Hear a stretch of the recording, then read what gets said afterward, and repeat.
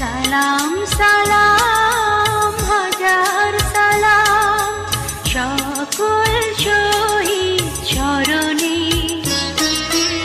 আমার হৃদয়ে রেখে যেতে চাই তাদের স্মৃতির চরণে।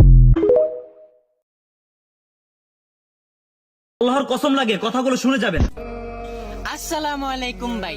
ভাই একবার ভাবুন তো, ওই হাসরের ময়দানে সকলের মাঝে আপনি ভয়ে থরথর করে কাঁপতেছেন, তখন আপনার নাম ধরে হযরত মুহাম্মদ সাল্লাল্লাহু আলাইহি সাল্লাম ডাক দিলেন, হে প্রিয়, তুমি আমার সঙ্গে জান্নাতে।